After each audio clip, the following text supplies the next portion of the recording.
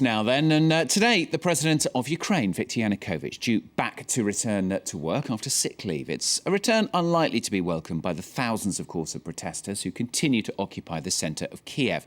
Despite serious violence and the death of several of their fellow demonstrators, thousands continue to dedicate their lives to regime change in Ukraine. Now, they've set up volunteer defence forces to protect the area, more than 5,000 strong, according to them anyway. Well, France 24's correspondents have been out on night patrol with one of their members. 7 in the evening and Vadim is getting ready for guard duty. With his comrade MARIAN, this 25-year-old from the southwestern city of Chernivtsi will spend the night patrolling the barricades. Our unit is called VARTA MAIDAN. We keep order on the Maidan. This flat serves as a dormitory for militants. Thanks to its high vantage point above Independence Square, it's also a surveillance centre for tracking the movements of the riot police. From this window here, we can see what they are doing. And if they are preparing to attack, we warn the Maidan self-defence organisation. Via a hidden entrance behind the building, it's out into the cold, minus 20 degrees Celsius. This is the first barricade. Our guys are manning it and keeping warm by the fire.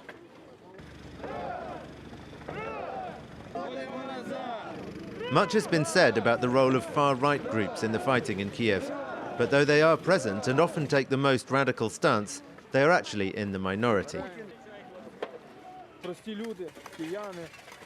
Here there are just ordinary people who have come to help.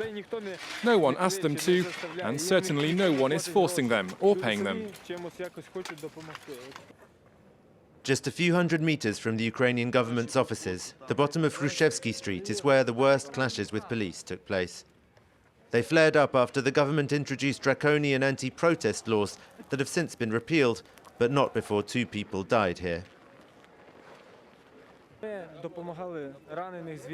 We were taking the wounded out and bringing them to the medical point. And at one point, me and a mate carried a guy out who had just lost 3 fingers. Things have calmed down since, but these men are still guarding the front. We won't leave here until the president leaves office. We need to live in a normal country like anywhere in Europe. An ambulance should come when you call for it, for example, in half an hour maximum. Not 3 hours like here. We want a normal country. On the other side, the riot police have their own camp. They also keep watch all night. We head next to the occupied Trades Union House, the protest movement's headquarters. Vadim wants us to meet the head of his unit, Ivan. For years, Ivan worked for the president's party. Last November turned his life upside down.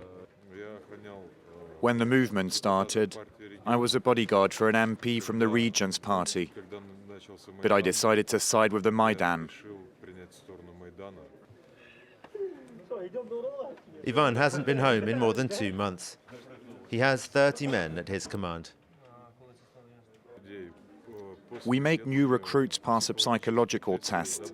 They have to be a help, not a hindrance.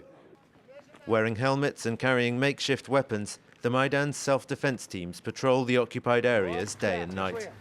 A fearsome sight, but one many Kiev residents welcome. People have the right to protect themselves and their families, their lives. We're talking about self-defense. It's in those terms that most people see things at the moment. The Maidan today has the atmosphere of a crudely militarized zone, with one great fear hanging over it: the possibility that Viktor Yanukovych will declare a state of emergency and send in the real military to clear the area.